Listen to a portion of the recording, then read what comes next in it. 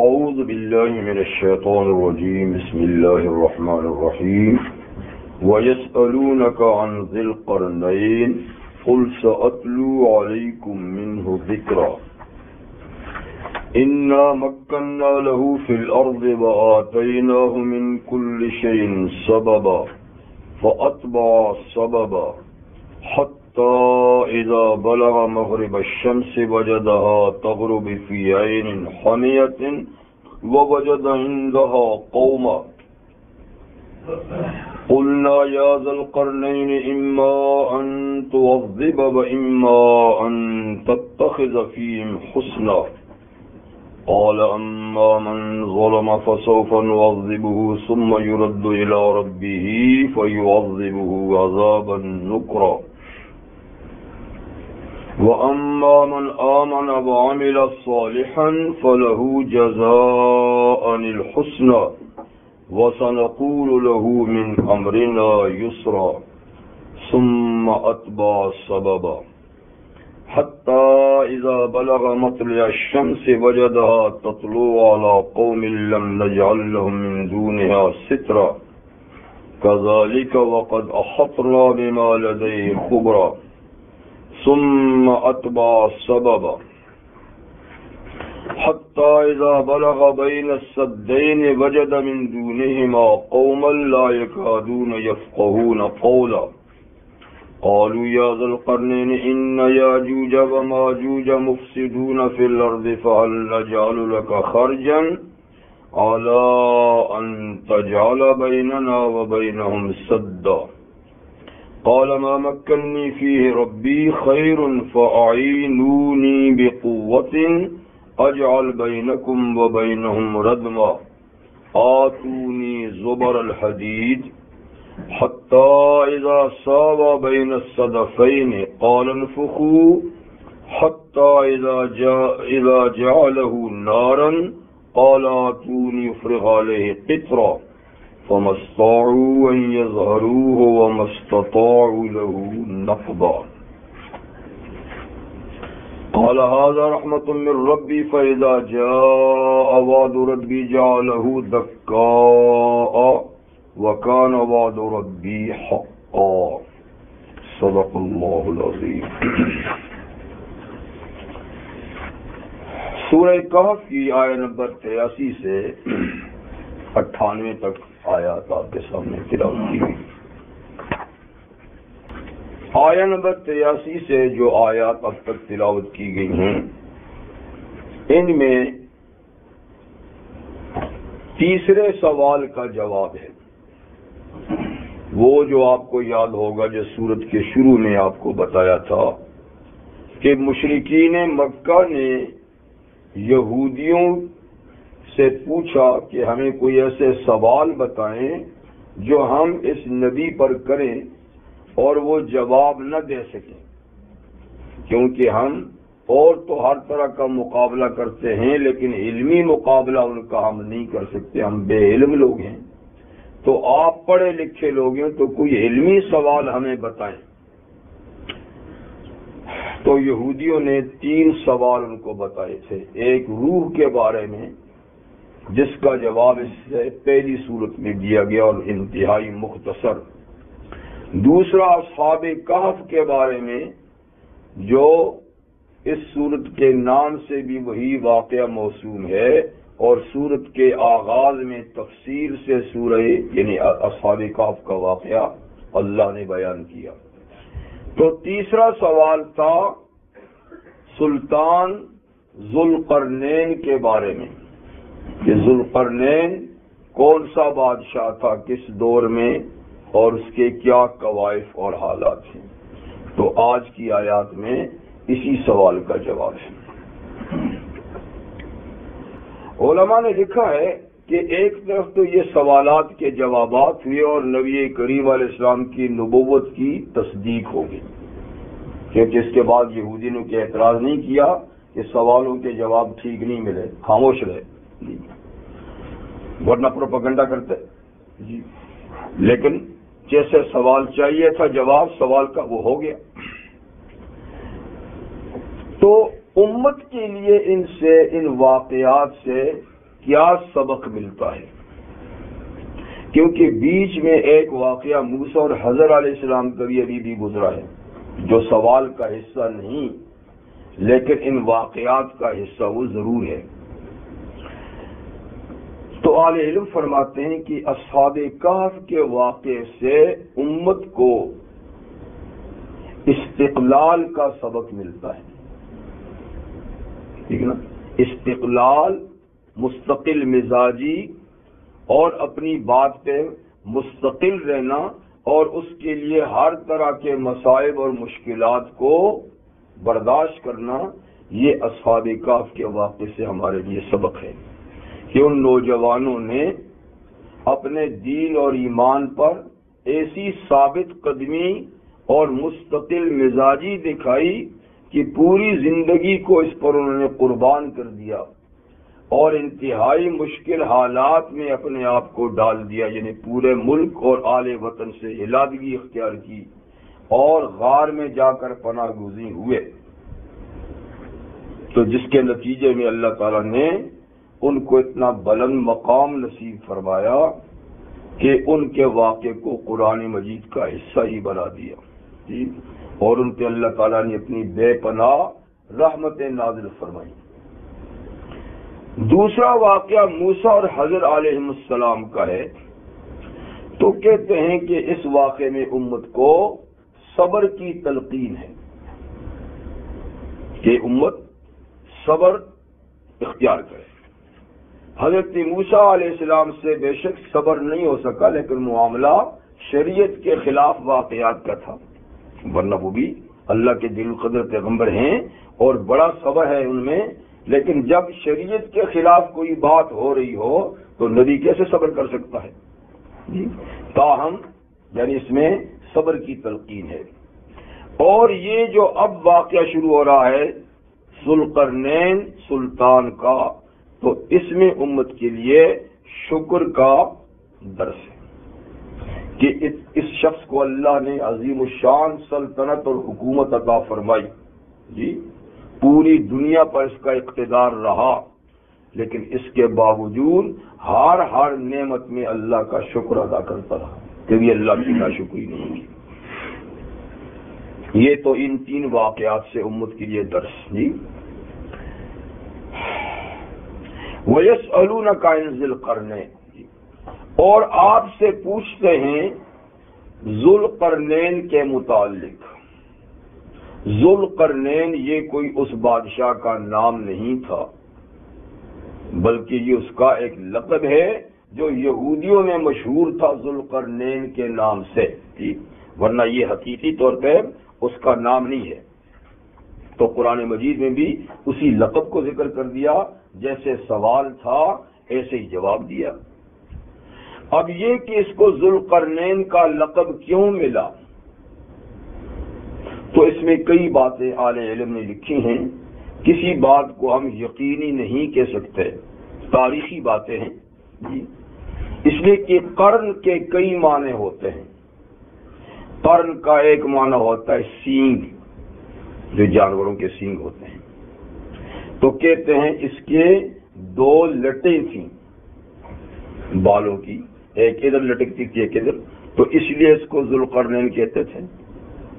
یا یہ کہ اس کے سر میں دونوں طرف کچھ چوٹ لگے ہوئے تھے، اس کے نشان تھے اور وہ سینگ کی طرح ظاہر تھے، تو اس لیے ان کو ذوالقرنین کہا جاتا رہا۔ اور ایک وجہ یہ بھی بتائی ہے کہ ذوالقرنین اس لیے کہا کہ قرن زمانے کو بھی کہتے ہیں، صدی کو، تو اس کا دور حکومت یعنی بڑے زمانے پر محیط رہا،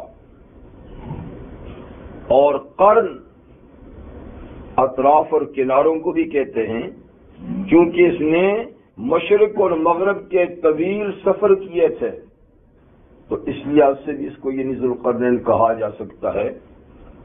اور ایک تاریخی واقعہ یہ بھی ہے کہ اس نے میڈیا، یہ میڈیا نہیں ملک کا نام ہے، میڈیا اور ایران کو فتح کر کے ایک ملک بنا دیا تھا، وہ دو ملک فتح کر کے ایک کر دیے، تو اس لیے کرنے، لیکن حقیقی بات یہ کہ اللہ بہتر جانے کہ کیوں ذوالقرنین کہتے ہیں، تاہم اس کا نام ذوالقرنین ہے۔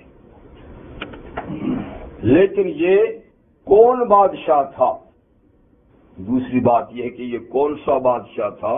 ذوالقرنین، اس لیے کہ اس نام کے 2 بادشاہ دنیا میں گزرے ہیں، اور دونوں کا نام تھا سکندر۔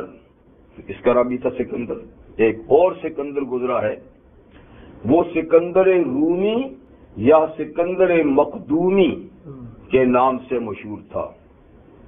یقیناً یہ وہ نہیں، اس لیے کہ وہ تو مشرک بادشاہ تھا، ٹھیک ہے نا۔ اور ارسطو جو ہے نا افلاطون کا شاگرد، وہ اس کا وزیر تھا، وہ یونان کا تھا۔ اس نے بھی بڑی فتوحات کی، اور دارا کو اسی نے قتل کیا ہے۔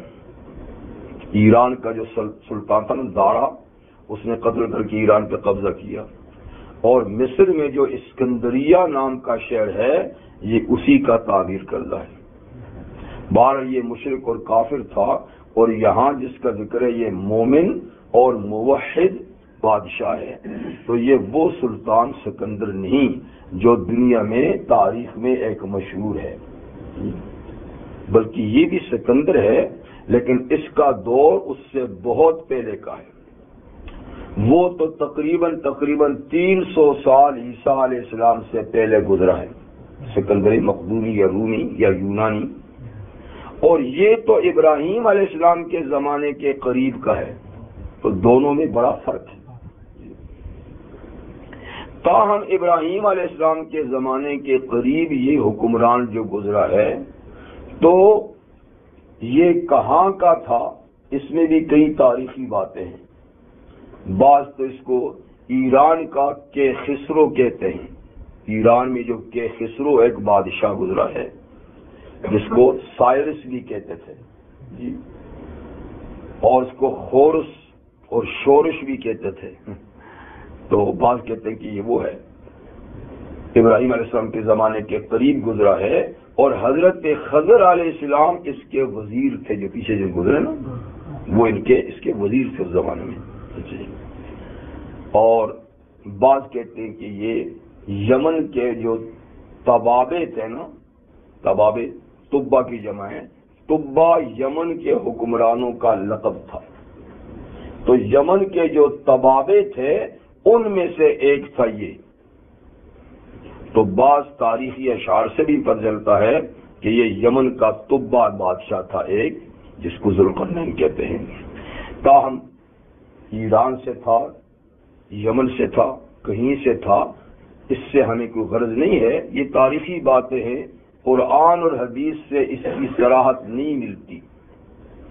اسرائیلی روایتیں صحیح بھی ہو سکتی ہیں، غلط بھی ہو سکتی ہیں، اور اس سے کوئی مقصد بھی نہیں۔ مقصد یہ ہے کہ یہ ایک نیک اور پارسا اور خدا ترس بادشاہ تھا۔ اس نے حج بھی کیا ہے، اور ابراہیم علیہ السلام کے دور میں تھا، تو کہتے ہیں کہ جب یہ حج کے لیے گیا تو ابراہیم علیہ السلام نے اس کا استقبال بھی کیا تھا، ان کے ساتھ طواف کیا، اور ابراہیم علیہ السلام نے کچھ اس کو نصیحتیں بھی کی۔ تو بہرحال ابراہیم علیہ السلام کے دور کا ایک نیک اور پارسا بادشاہ تھا، لقب تھا اس کا ذوالقرنین، اور نام اس کا بھی سکندر ہی کہا جاتا ہے۔ اسی کے بارے میں یہودیوں نے پوچھا بھی تھا، کیونکہ مشرک کے بارے میں وہ کیوں پوچھے، یعنی یہودیوں نے پوچھنا تھا تو اسی کے بارے میں پوچھنا تھا جو ابراہیم علیہ السلام کے دور کا تھا۔ تو آپ سے ذوالقرنین کے بارے میں پوچھتے ہیں، قُلْ سَأَتْلُو عَلَيْكُمْ مِنْهُ ذِكْرًا، آپ فرما دیجئے کہ بہت جلد میں تم پر اس کا تذکرہ پڑھوں گا، اس کا ذکر تمہیں پڑھ کے سناؤں گا بہت جلد۔ وہ یہ اگلی آیت سے شروع ہو گیا، اس کی یعنی تفصیل یہ ہے کہ اِنَّا مَكَّنَّا لَهُ فِي الْأَرْضِ، اللہ تعالیٰ فرماتے ہیں ہم نے اس سلطان کو زمین میں اقتدار بخشا تھا۔ مکنہ اور تمکین کہتے ہیں کسی کو زمین میں مضبوط قوت دینا، جس کو اقتدار کہتے ہیں۔ تو ہم نے اس کو زمین میں اقتدار دیا تھا. وَآتَيْنَاهُ مِنْ كُلِّ شَيْءٍ سَبَبًا، اور ہم نے اس کو ہر چیز کے اسباب مہیا کیے تھے جو ایک مضبوط حکومت کے لیے ضروری ہوتے ہیں. کل شے سے مراد ہر دنیا کا ذرہ ذرہ نہیں ہے، کل شے سے مراد ہیں یعنی ایک مضبوط اور مستحکم حکومت کے لیے جتنے اسباب چاہیے وہ سب اللہ فرماتے ہیں ہم نے اس کو مہیا کیے تھے. اس لیے ایک بہت پائیدار اور زبردست حکومت تھی اس کی، جس کے مقابلے میں کوئی حکومت ٹھہر نہیں سکتی تھی. کہتے ہیں کہ دنیا میں 4 آدمی ایسے ہیں جنہوں نے پوری دنیا پر حکومت کی.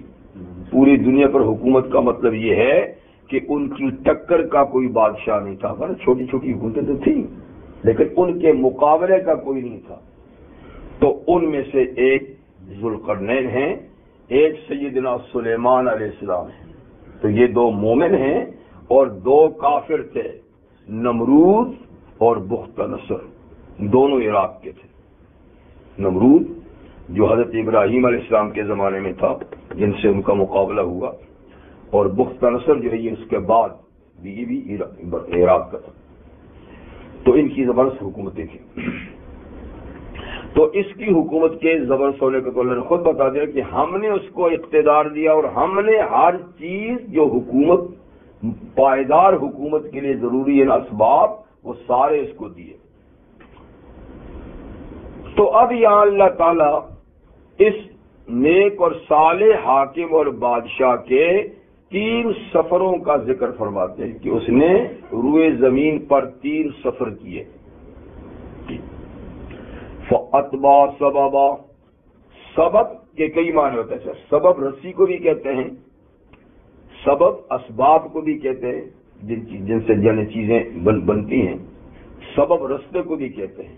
تو یہاں رستہ مراد ہے اور پہلے سے سبب سے اسباب مراد ہیں.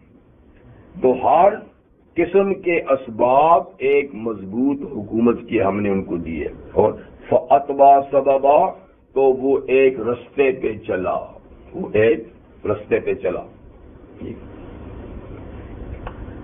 یہ اس کا مغربی سفر ہے. ایک مغربی سفر، ایک مشرقی سفر، ایک شمالی سفر. یہ رکا ذکر حتی اذا بلغ مغرب الشمس، یہاں تک کہ جب چلا مغرب کی سمت سے تو چلتے چلتے وہ سورج ڈوبنے کی جگہ تک جا پہنچا جہاں سے آگے پھر زمین نہیں تھی. آگے زمین نہیں تھی جہاں سورج ڈوب رہا تھا. تو سورج کہاں ڈوب رہا تھا؟ وجدہا تغرب فی عین حامیہ. تو اس نے سورج کو پایا کہ وہ ڈوب رہا ہے ایک سیاہ چشمے میں، کالا پانی، دلدل، سیاہ پانی. تو یہ بحر اسود ہے، سیاہ دریا. جو فرمائیے بس جو بھی ہے مجھے تو اس کو پتہ نہیں، لیکن سیاہ دریا کا مطلب یہ کہ مغربی سمت میں جو بحر اسود ہے اور جو ترکی سے لے کر رشیا تک اس کی دریا جو ہے نا وہ جاتا ہے. تو یہ دریا مراد ہے. اس وقت تک یہی تھا. اس سے پار کا حصہ جو یورپ کا تھا نا وہ تو دریا عبور کرنے کے بغیر نہیں ہوتا تھا نا. تو اس نے دریا عبور تو نہیں کیا نا، وہاں تک کیا جہاں سامنے بالکل دریا تھا. تو اس نے دریا کو یعنی سورج کو پایا کہ وہ ڈوب رہا ہے سیاہ چشمے میں. ایک قرات میں حامیت نے، حامیت کی وجہ حامیہ، حامیہ کا معنی گرم چشمہ. تو وہاں تک مطلب یہ پہنچا. اب یہ پتہ نہیں کتنے عرصے کا سفر تھا. اس زمانے میں یہ تیز تر سواریاں تو نہیں تھیں، تو اتنا لمبا سفر فوج کے ساتھ جو اس نے کیا اس پہ کتنا وقت لگا ہوگا اللہ تعالیٰ بہتر جانے. اور پھر چونکہ یہ ایک نیک اور صالح بادشاہ تھا تو ممکن ہے یہ لمبا سفر کرامت سے جلدی بھی طے ہو گیا ہوگا. اس کو کوئی تکلیف نہیں ہوئی ہوگی جی.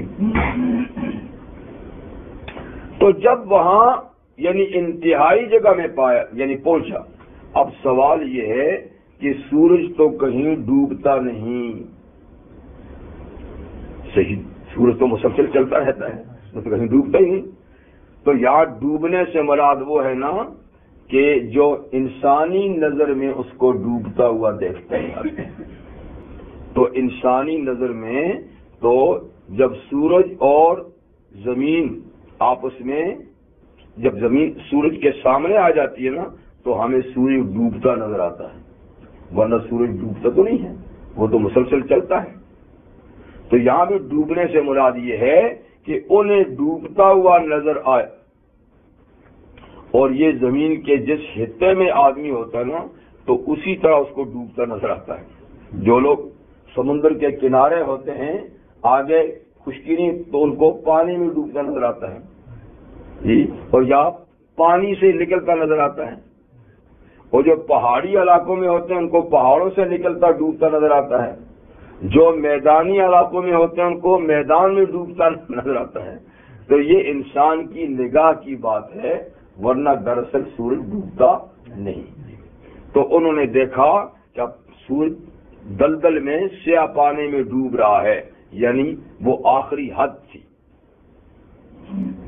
وَوَجَدَ عِندَهَا قَوْمًا، تو اس نے وہاں ایک قوم پائی، ایک قوم وہاں آباد تھی، یعنی بالکل دریا کے کنارے پر ایک قوم آباد تھی. اور یہ قوم اپنے عقیدے اور عمل کے لحاظ سے کوئی اچھی قوم بھی نہیں تھی، کوئی مشرک قسم کے لوگ تھے، بد عقیدہ قسم کے لوگ تھے. تو اللہ تعالیٰ نے فرمایا کہ قُلْنَا يَا ذَا الْقَرْنَيْنِ، ہم نے اس قوم کے متعلق یعنی ذوالقرنین کو کہا. تو اس لیے یہاں چونکہ خطاب ذوالقرنین سے اللہ کا ہو رہا ہے نا تو بعض لوگوں نے کہا کہ یہ نبی تھا، لیکن حقیقت یہ کہ یہ نبی نہیں تھا. اب یہ جو خطاب جو اس کو ہو رہا ہے تو کہتے ہیں ساتھ حضرت نبی تھے نا. تو جب حضرت نبی تھے تو وہی اس پہ آتی تھی کہ آپ اس کو اے ذوالقرنین. تو نبی کے تھرو یعنی اس کو خطاب ہو رہا ہے، ڈائریکٹ اس کو خطاب نہیں ہو رہا. یا دوسری بات آپ یہ بھی کہہ سکتے ہیں کہ چلو اگر نبی ان کے ساتھ کوئی نہیں تھا تو یہ پھر الہام تھا، کیونکہ یہ ولی تو تھا نا، ولایت. تو ولی کو الہام ہوتا ہے، ولی کے دل میں اللہ کی طرف سے بات، جیسے موسیٰ کو اللہ نے الہام کیا موسیٰ علیہ السلام کے بارے میں جی. تو یہ الہام کا خطاب ہے، دل میں بات ڈالی کہ اب ایسا کرنا، اب ایسا کرنا، اب ایسا کرنا جی. تو بہرحال نبی کے ذریعے سے ہو یا الہام ہو، اس کو خطاب ہوا کہ اے ذوالقرنین امان تعذب و امان تتخذ فیہم حسنا، یعنی ہم تجھے اختیار دیتے ہیں اس قوم کے بارے میں کیونکہ ان کا عقیدہ اور عمل اچھا نہیں، یا تو تم ان کو سزا دو ان کے ان کرتوتوں پر، ان کی بدعملیوں پر جی، اور یا یہ کہ آپ ان میں کوئی اور بھلائی پیدا کریں، کوئی احسان اور اچھی چیز پیدا کریں، کیونکہ کبھی کبھی ایسا بھی تو ہوتا ہے نا، بروں کے ساتھ بھلائی کی جائے تو برائی ختم ہو جاتی ہے، اور کبھی ایسا ہوتا ہے کہ بروں کے ساتھ بھلائی کرو تو اور برائی میں تیز ہو جاتے ہیں. تو بہرحال یہ ہم آپ پر چھوڑتے ہیں کہ ان کو آپ سزا دیتے ہیں یا آپ ان میں کوئی احسان والی بات، احسان والی صورت پیدا کرتے ہیں. تو یعنی جو آپ مناسب سمجھتے ہیں وہ کریں. ٹھیک ہے. تو اہل علم لکھتے ہیں کہ انفرادی معاملات میں تو مجرم سے حسن سلوک ہی اچھی بات ہے، عفو و کرم ہی اچھی بات ہے. معاملہ انفرادی ہو، اپنی ذات کا ہو تو معاف کر دینا، احسان کرنا یہ اچھا ہے بجائے انتقام لینے کے. لیکن اگر معاملہ اجتماعی ہو، معاشرے کا ہو تو پھر انتقام لینا اور سزا دینا ہی اچھا ہے. اور مجرم کو اگر چھوڑ دیں گے تو وہ مجرم بجائے اچھائی کے اور زیادہ خرابیاں پیدا کرے گا. تو مطلب یہ کہ حکومت کا کام معاف کرنا نہیں ہے، شخصیت کا کام معاف کرنا ہے۔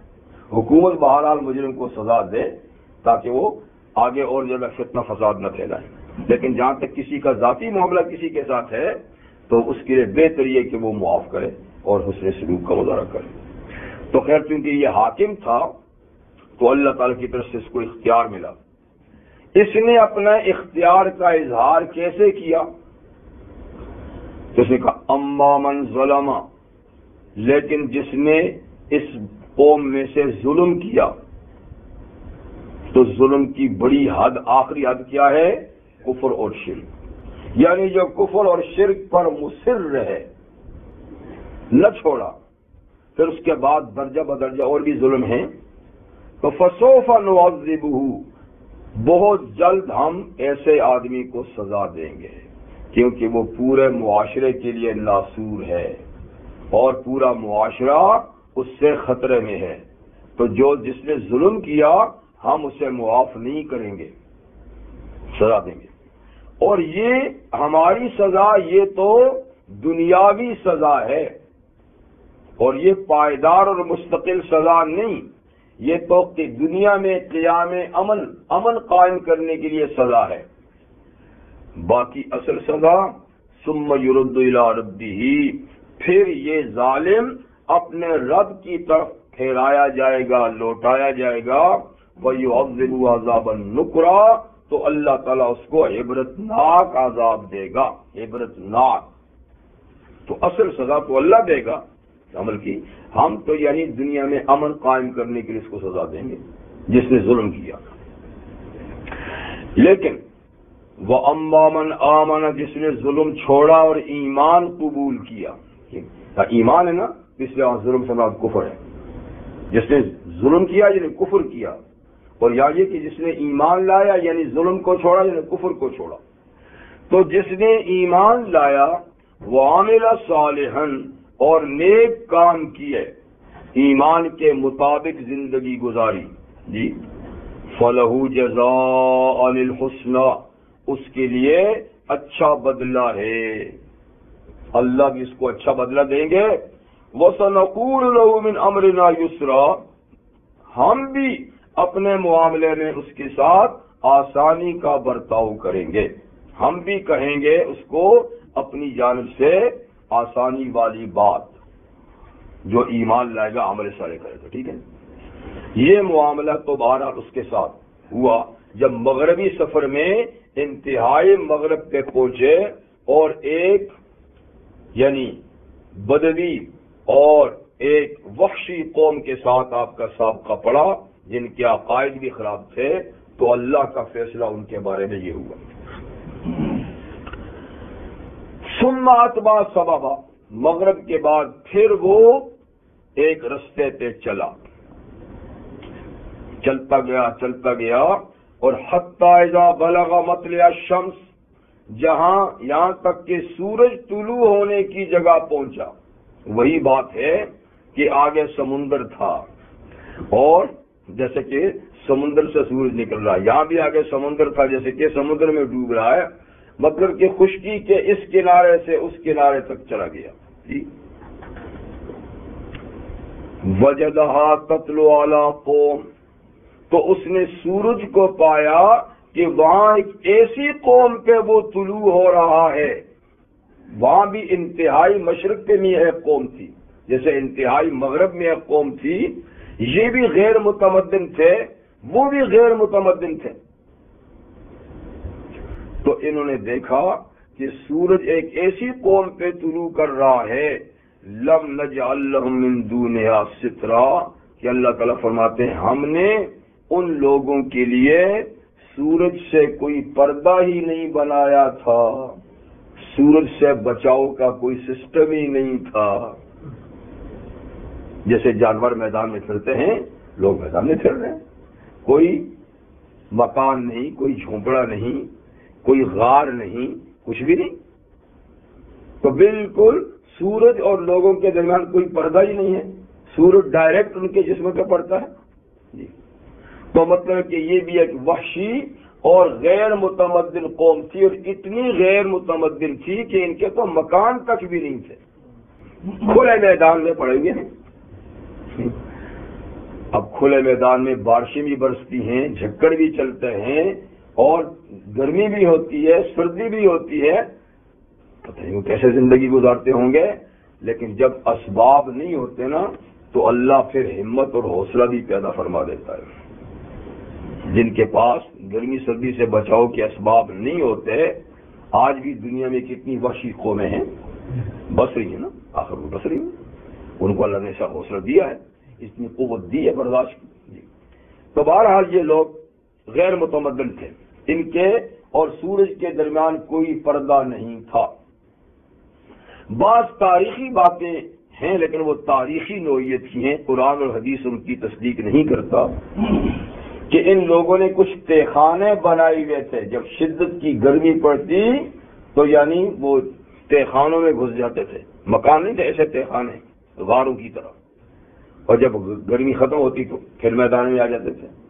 بعض نے یہ بھی لکھا ہے کہ جب گرمی کی شدت ہوتی تو جانوروں کی طرح سمندر میں جا کر بیٹھ جاتے تھے، پانی میں، جیسے بھینسیں ویسے پانی میں بیٹھتی ہے نا، تو یہ بھی جا کر پانی میں بیٹھ جاتے تھے، اور جب گرمی کی شدت ختم ہوتی تو پھر باہر میدان میں آ جاتے تھے۔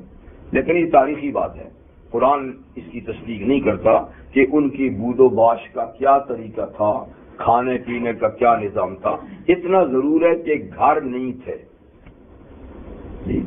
جیسے اس وحشی قوم کے پاس لباس نہیں تھا، ممکن ہے کوئی جھونپڑے وونپڑے ہوں کہ یعنی انہوں نے تو جسم پہ چمڑے لپیٹے ہوئے تھے مغرب والوں نے، تو ان کا کوئی پتہ نہیں کہ یہ کیسے تھے۔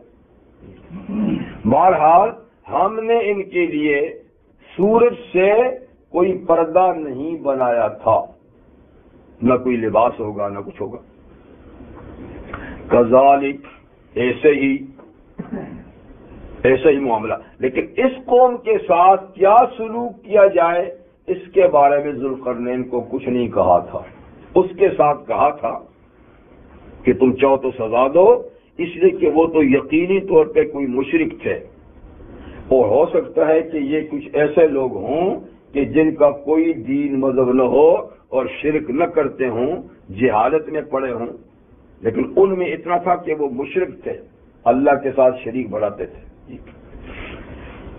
کذالک، ایسے ہی، وقد احطنا بما لديه خبرا، اور ہم نے احاطہ کر لیا تھا جو بھی ذوالقرنین کے سامنے ہے، خبر، ساری خبروں کا احاطہ ہم نے کر لیا۔ اللہ تعالیٰ فرماتے ہیں کہ اس کے سارے معاملات ہمارے علم میں تھے، کہ یہ شخص کیا کرتا ہے، کہاں جاتا ہے، کیا باتیں کرتا ہے، کیا سلوک کرتا ہے۔ تو مطلب ہے کہ ذوالقرنین کے سارے معاملات ہمارے احاطہ علم میں تھے، اور ہمارے احاطہ علم سے کوئی بات باعث نہیں تھی۔ یہ دو سفر ہو گئے مغرب اور مشرق کے۔ اب ثم اتبع سببا، پھر وہ ایک رستے پہ چل پڑا۔ یہ شمال مشرق کا سفر ہے۔ شمال، اگرچہ یہاں شمال مشرق کا ذکر نہیں ہے، لیکن اہل علم نے لکھا ہے کہ یہ شمال مشرق کا سفر ہے، یعنی موجودہ جو وسطی ایشیا کی ریاستیں ہیں تو اس طرف کا سفر ہے۔ حتی اذا بلغ بین السدین، یہاں تک کہ چلتے سلطان سکندر ذوالقرنین دو پہاڑوں کے درمیان پہنچا۔ اس طرف بھی ایک بہت اونچا پہاڑ، اس طرف بھی ایک بہت اونچا پہاڑ، اور بیچ میں ایک درہ گزرگاہ۔ تو سد اصل میں دیوار کو کہتے ہیں، لیکن یہاں دیوار سے مراد وہ پہاڑوں ہی کی کھڑی دیواریں ہیں، کوئی انسانی بنائی ہوئی دیوار نہیں، بلکہ جو قدرتی پہاڑوں کی بنی ہوئی دیوار ہوتی ہے نا، یعنی ادھر سے پہاڑ آتے یہاں ختم ہو گیا، ادھر سے آتے یہاں ختم ہو گیا، تو یہ جو پہاڑ ہے نا یہ خود سد ہے، پہاڑی دیوار۔ تو جب یہاں پہنچا تو یہاں بھی ایک قوم سے سابقہ پڑا، یہاں بھی ایک قوم اور ایک برادری اور کمیونٹی رہتی تھی۔ وجد من دونہما قوما، تو ان دونوں پہاڑوں کے اس طرف ایک قوم کو پایا، اس طرف نہیں، اس طرف دونہما. تو یہ بھی ادھر سے جا رہا نا، جاتے جاتے جاتے جب یہاں پہنچا تو آگے دو پہاڑ ہیں سدین، تو پہاڑوں سے اس طرف ایک قوم کو پایا. لا یکادون یفقہون قولا، قوم ایسی تھی کہ ذوالقرنین ان کی زبان نہیں جانتا تھا، وہ ذوالقرنین کی زبان نہیں جانتے تھے. دونوں پارٹیاں ایک دوسرے کی زبان نہیں جانتے. ان دوسروں کے بارے میں کچھ نہیں کہا کہ وہ بھی زبان جانتے تھے یا نہیں، لیکن ان کے بارے میں اللہ نے فرمایا کہ یہ ایک دوسرے کی زبان نہیں جانتے تھے. لیکن اگلی آیت میں اللہ تعالیٰ بتاتے ہیں کہ ان کی آپس میں باقاعدہ گفتگو ہوئی، آپس میں گفتگو ہوئی جبکہ زبان میں نہیں جانتے. تو ظاہر بات ہے کہ زبان نہیں جانتے اور گفتگو ہوئی تو یہ کسی واسطے سے ہوئی، کوئی ٹرانسلیٹر تھا نا بیچ میں جس نے ان کی بات ان کو سمجھائی، ان کی بات ان کو سمجھائی، تو ترجمان کے تھرو بات ہوئی، ورنہ ویسے ایک دوسرے کی زبان نہیں جانتے تھے. تو مطلب ہے کہ ترجمان کے ذریعے سے بات ایک دوسرے کو سمجھانے کا طریقہ بھی بہت پرانا ہے. اب تو ماشاءاللہ زمانے ہزاروں کی تعداد میں ہو گئی ہیں، لیکن اس زمانے میں بھی ایک سے زائد زبانیں تھیں اور یہ ضروری نہیں تھا کہ ایک آدمی ضرور ہی دوسرے کی زبان کو جانے، بیچ میں ترجمان کی ضرورت پڑتی تھی جیسے ان لوگوں کو ہوئی. خود رحمت عالم صلی اللہ علیہ وسلم کی حیات طیبہ میں ترجمان ترجمانی کرتے تھے. نبی کریم علیہ السلام جب مدینہ طیبہ تشریف لے گئے تو یہودیوں کی زبان عبرانی تھی اور باقی اوس حضرت عربی بولتے تھے. تو مدینہ میں دو زبانیں تھیں، عبرانی اور عربی. حضور تو عربی جانتے تھے، صحابہ عربی جانتے تھے، پر عبرانی نہیں جانتے تھے. مطلب کہ یہودی بھی عربی جانتے تھے اڑوس پڑوس کی وجہ سے، لیکن اصل زبان ان کی جو ہے نا، اور ان کی مذہبی زبان اور آپس کی زبان وہ عبرانی تھی. اب نبی کریم صلی اللہ علیہ وسلم نے سوچا کہ یہ ہم سے عربی میں تو بولتے ہیں لیکن یہ بیچ میں بجمانی بھی تو کر سکتے ہیں. ہاں ٹرانسلیشن غلط. تو اس لیے آپ نے زید بن ثابت رضی اللہ عنہ جو بڑے دل قدر صحابی ہیں ان سے کہا کہ میاں تم ان کی زبان لکھنا پڑھنا اور بولنا سیکھ لو. اور جب نبی کریم صلی اللہ علیہ وسلم نے فرما دیا تو ظاہر بات ہے پھر تو نہیں سیکھنا نہیں، مطلب جلدی آنے کی بات ہے. تو حضرت زید نے چند ہی دنوں میں کمال دکھا دیا، لکھنا پڑھنا بولنا سیکھ لیا. ان حضور نے دعا بھی فرمائی ہوگی نا، ورنہ زبان سیکھنے میں تو ٹائم لگتا ہے. تو پھر اس کے بعد یہ ہے کہ ٹرانسلیشن ہوتی تھی، پھر ہو سکتا ہے بعد میں اور صحابہ نے بھی سیکھ لی ہوگی. اور اسی طریقے سے رحمت عالم صلی اللہ علیہ وسلم نے جب سن 7 ہجری میں دوسرے ملکوں کے بادشاہوں کو دعوتی خطوط لکھے تو ظاہر بات ہے کہ ایران کا جو بادشاہ تھا وہ عربی تھوڑا جانتا تھا جی، اور روم کا جو بادشاہ تھا اس کی تو رومی زبان تھی، وہ عربی کہاں جانتا تھا. اس طریقے سے اور تو ان بادشاہوں کو حضور نے جو خط لکھے وہ تو عربی میں تھے نا، آپ کی مور لگی تھی عربی میں تھے، لیکن آگے انہوں نے جو حضور کے خطوط پڑھائے اور سمجھے وہ ظاہر بات ہے کہ وہی ٹرانسلیشن سے ہوئے. ان کے پاس بھی آدمی ہوں گے جو عربی سمجھتے ہوں گے، جس میں سے خاص طور پہ رومی کیسر کا جو خط ہے اس کے بارے میں تو باقاعدہ ہے کہ نبی کریم علیہ السلام نے حضرت دخیہ بن خلیفہ کلبی رضی اللہ عنہ کو یہ خط دے کر بھیجا اور آپ نے فرمایا کہ براہ راست کیسر کو خط نہیں دینا، وہ عربی نہیں جانتا. فرمایا کہ آپ بصرہ جو شام کا علاقہ ہے، بصرہ کے گورنر کو جا کے یہ خط دینا، وہ عربی ہے، اور اس کو کہنا کہ ہمارا لیٹر کیسر کو پہنچائے. تو حضرت دخیہ رضی اللہ تعالیٰ سیدھے بصرہ کے گورنر کے پاس گئے، اس کو خط دیا اور اس کو کہا کہ یہ لیٹر آپ نے کیسر کو پہنچانا. وہ تو عربی جانتا تھا، اس نے باقاعدہ لیٹر پڑھا. پڑھنے کے بعد پھر اس نے کسی آدمی کے حوالے کیا کہ یہ قیصر بیت المقدس آ رہا ہے. دارالحکومت ان کا استنبول تھا، لیکن اس نے ایک نظر مانی تھی. بات لمبی تو نہیں ہو جائے گی، ہونے لگی ہے، لیکن میں تھوڑی سی کہہ دوں. ایران اور روم کی آپس میں ٹکر رہتی تھی، دونوں بڑی قوتیں تھیں اس زمانے میں، کبھی یہ غالب کبھی وہ غالب. اس زمانے میں جب نبی کریم علیہ السلام مکہ میں تھے تو پہلے رومی ایرانیوں پہ غالب آئے تھے، لیکن انہی دنوں میں ایرانی رومیوں پہ غالب آ گئے اور بڑی عبرتناک شکست دی، بڑی عبرتناک. اس پر مشرک بڑے خوش ہو گئے، کیونکہ وہ بھی مشرک تھا کہ ہمارا پارٹنر جو ہے وہ غالب ہو گیا. لیکن مسلمانوں کو دلی صدمہ ہوا. کچھ نہیں ہے تو اعلی کتاب ہے، کم سے کم انجیل تو رکھتے ہیں، غلط سلط عقیدہ اللہ پر نبی پہ تو رکھتے ہیں نا. تو ان کو دکھ ہوا اور یہ یہی کہتے تھے اچھا ادھر دیکھو نا ہمارے والے نے تمہارے والے کی پٹائی کر دی، اب ہمارا نمبر بھی آئے گا.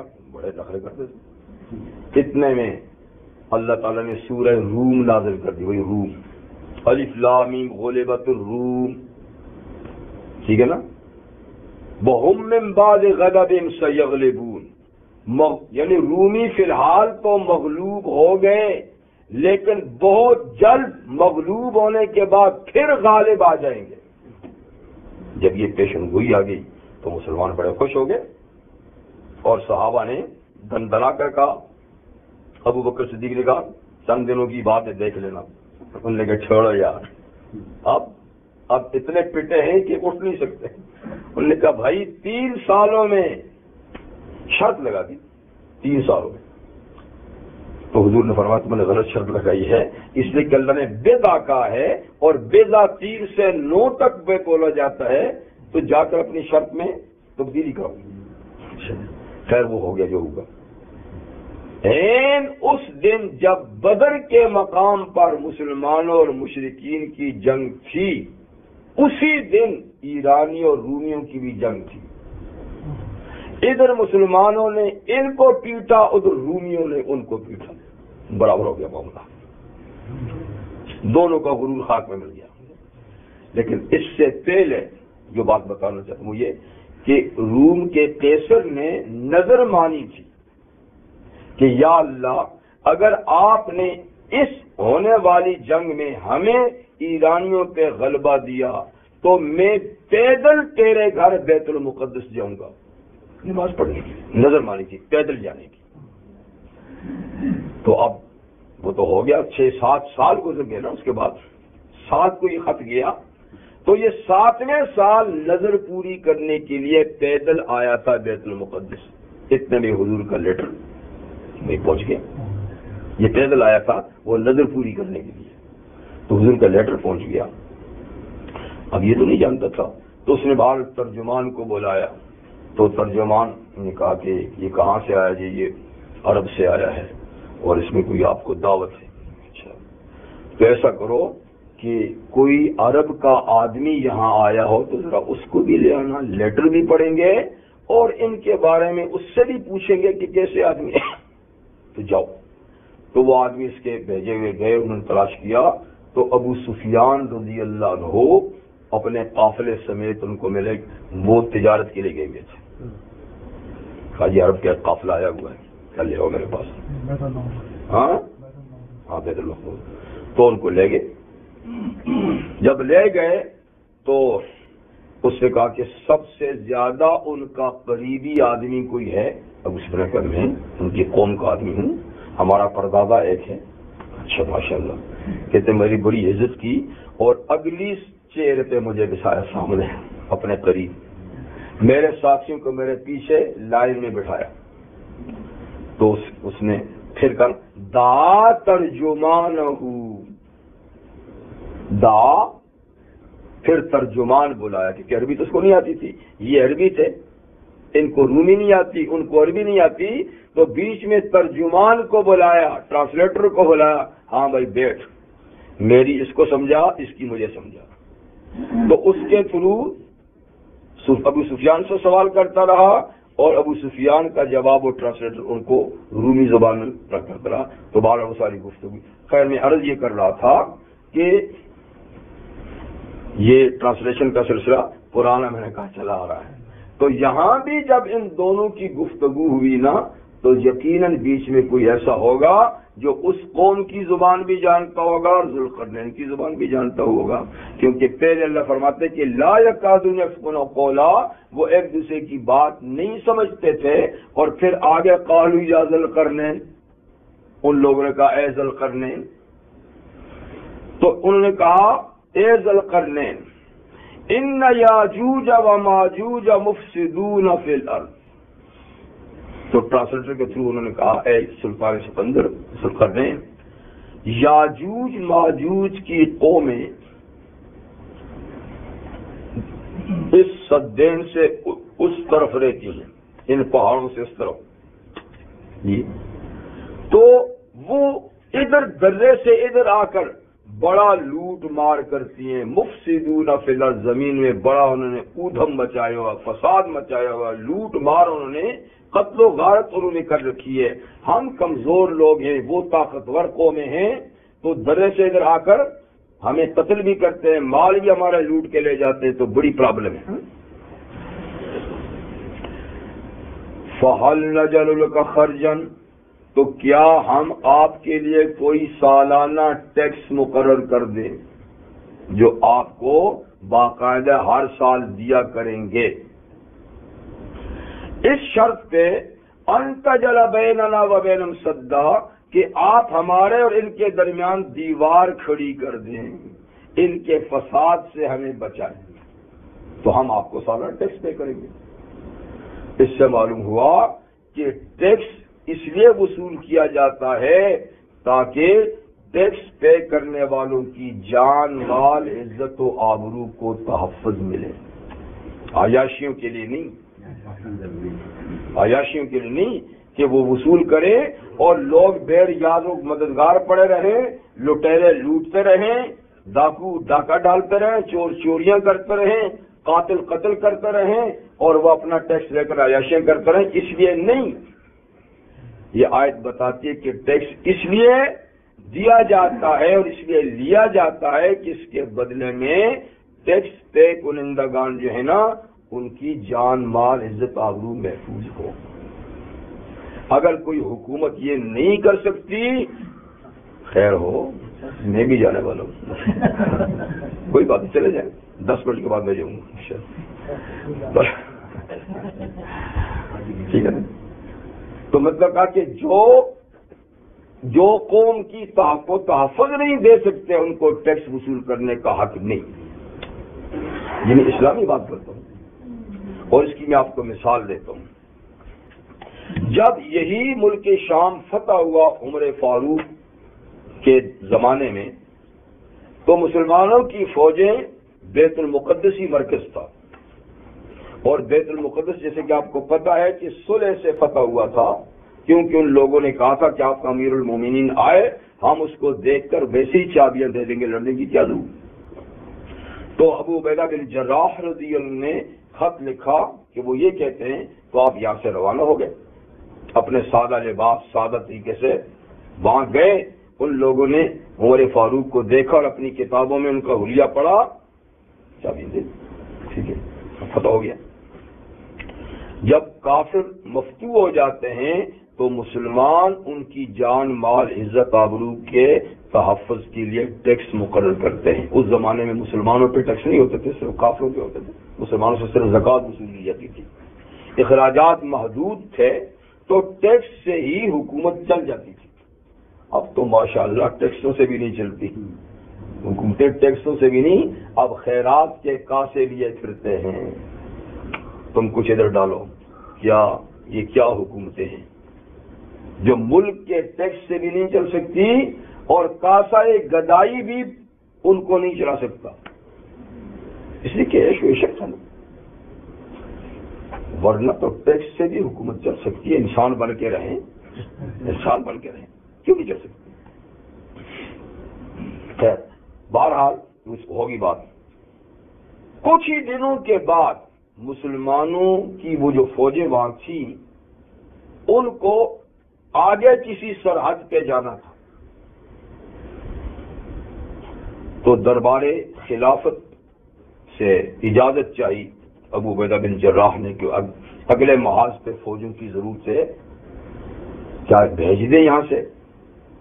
آپ نے فرمایا بھیج دو، لیکن بیت المقدس کے عیسائیوں یہودیوں کو بلا کر ان کو کہہ دو کہ ہماری فوجیں اب تمہاری جان مال عزت آبرو کی حفاظت نہیں کر سکیں گی، اگلے مورچوں پہ جا رہی ہیں، لہذا تمہیں اپنی حفاظت اب خود کرنی ہوگی، اپنی سیکورٹی خود کرنی ہوگی، اور اس کے ساتھ ساتھ ان کے ٹیکس بھی واپس کر دو۔ اس کے ساتھ ساتھ ان کے ٹیکس بھی، اس لیے کہ ہم نے ٹیکس اس لیے لیا تھا کہ ہماری فوج رہے گی، ان کی حفاظت کرے گی، جب ہماری فوج نہیں رہ رہی، ان کی حفاظت ہم نہیں کر رہے، تو ان کا ٹیکس رکھنے کا بھی ہمیں حق نہیں۔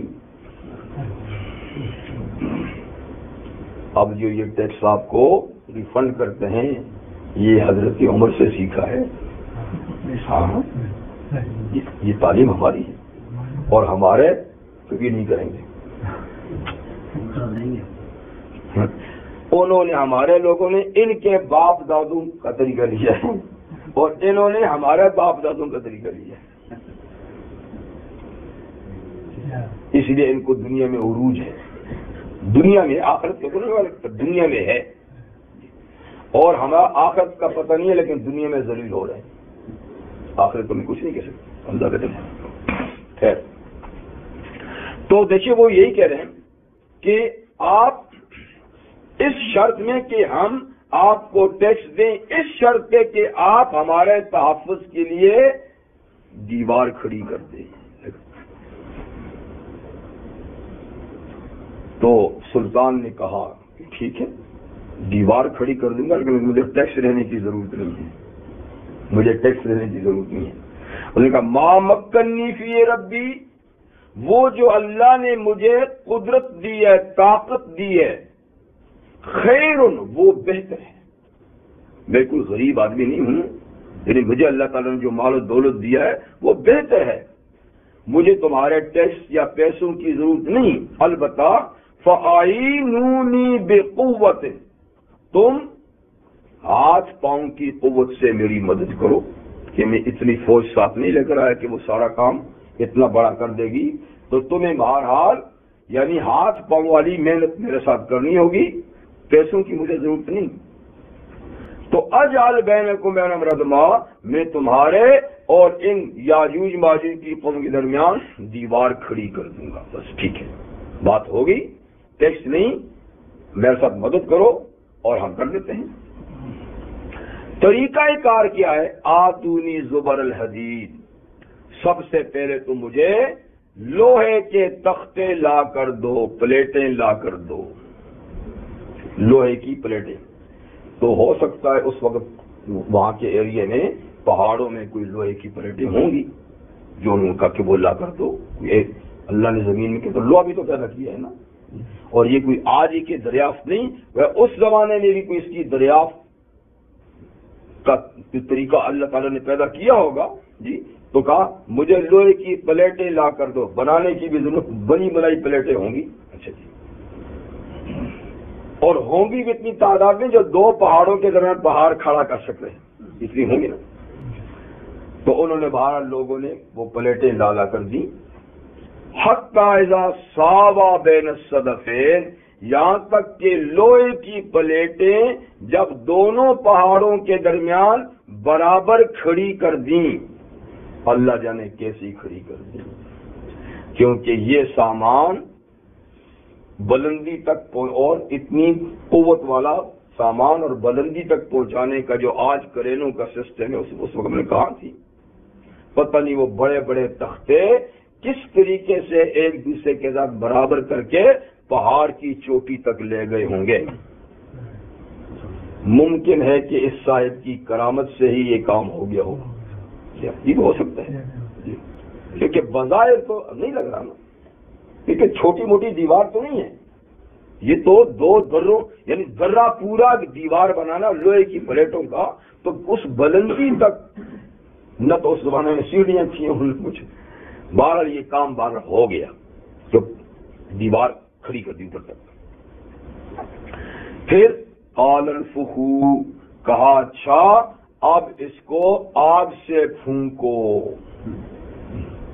اب بھٹی اتنی بڑی بھٹی، اب تو ماشاءاللہ بڑی بڑی فرنسیں ہیں نا جس میں لوہا پگھلایا جاتا ہے، وہاں کہاں فرنسیں ہوں گی، اور وہاں پتہ نہیں یہ اتنا ایندھن کہاں سے لایا ہوگا، لکڑی لائی ہوگی، کوئلہ پتہ نہیں ہوگا نہ ہوگا، کیا ہوگا اللہ بہتر جانے، کہ اب یہ پوری دیوار سرخ کی گئی آگ جلا کر، انفخوا، اب آگ پھونکو، اس کا لاوا نیچے سے اوپر تک جائے اور پورا لوہا بالکل پگھل کے سرخ ہو جائے۔ اتنی مقدار میں ایندھن اللہ بہتر جانے کیسے آیا، پر ہوا۔ حتی اذا جعلہ نارا، یہاں تک کہ جب اس پوری دیوار کو سرخ کر کے آگ بنا دیا، سرخ کر کے آگ بنا دیا۔ قال اتونی افرغ علیہ قطرہ، پھر فرمایا لاؤ اب اس کے اوپر میں تانبا بہا دوں تاکہ اس کی درزیں بند ہوئیں، اس کے جوڑ مضبوط ہو جائیں، کیونکہ ابھی تو دیواریں کھڑی ہیں نا، تو سرخ کر کے پھر تانبا لوہے سے بھی زیادہ مضبوط ہے نا، تو وہ اس کے درزوں میں پیسوں میں کر کے اس کو پوری، تو تانبا پورا بہایا گیا، یہ نہیں کہ صرف درزوں میں تھوڑا تھوڑا ڈال کے جوڑا گیا۔ اب پتہ نہیں اتنی مقدار میں تانبا کہاں سے آیا، اتنا تو قرآن سے معلوم ہے کہ حضرت سلیمان علیہ السلام کے لیے اللہ نے تانبے کی نہر بہائی تھی، ان کے زمانے میں تانبے کی نہر چشمہ بہ رہا تھا، اس سے بالٹیاں بھر بھر کے بڑے بڑے تختے بنتے تھے، اسی سے بڑے بڑے دیگ بنتے تھے، وہ جو جنات ہیں نا بڑے بڑے دیگ بناتے تھے، اور بڑی تعمیرات نا، تو اللہ نے فرماتا ہے اصلنا لہو عین القطر، ہم نے سلیمان کے لیے تو چشمہ ہی تانبے کا بہا دیا تھا، کیا پتا اللہ نے اس بندے کے لیے بھی وہاں کوئی چشمہ ابال لیا ہو، آج تیل کے چشمے ہیں اس وقت تانبے کا چشمہ ہوگا، ضرورت کی بات ہے نا، اللہ نے تو زمین میں ساری ضرورت کی چیزیں رکھی ہوئی، ورنہ اتنی مقدار میں جب پورا پہاڑ تانبے کا ہو جائے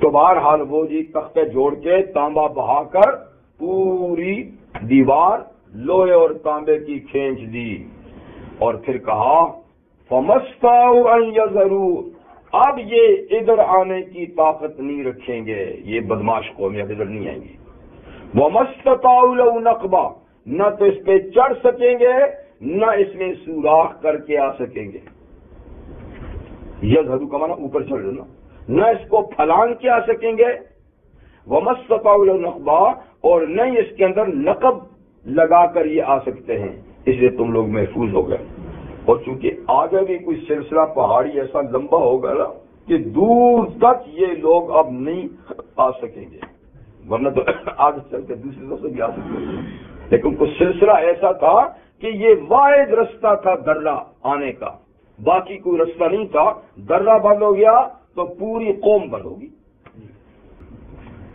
بنانے کے بعد کہا ھذا رحمت من ربی، یہ بات ہے جو ہمارے لیے درس ہے، یعنی اکڑا نہیں اور دیکھو میں کتنا طاقتور ہوں، دیکھو میں نے یہ کر دیا، یہ قلاوے، ھذا رحمت من ربی، اتنی بڑی لوہے اور تانبے کی دیوار بن جانا میرے رب کی مہربانی ہے، میرے بس کی بات نہیں تھی، اور یہ دیوار بھی باوجود اپنی مضبوطی کے اس وقت تک قائم رہے گی جب تک اللہ قائم رکھنا چاہیں گے۔ فَإِذَا جَاءَ وَعْدُ رَبِّي، جب میری رب کا قیامت کا وعدہ آئے گا، جَعَلَهُ دَكَّاءَ، اللہ اس کو ریزہ ریزہ کر دے گا، ٹکڑے ٹکڑے کر دے گا۔ وَكَانَ وَعْدُ رَبِّي حَقًّا، اور میرے رب کا وعدہ قیامت کا سچا ہے، اور قیامت آئے گی، یہ دیوار ٹوٹے گی۔ سبحانک اللہم وبحمدک، اشہد ان لا الہ الا اللہ، استغفرک واتوب الیک۔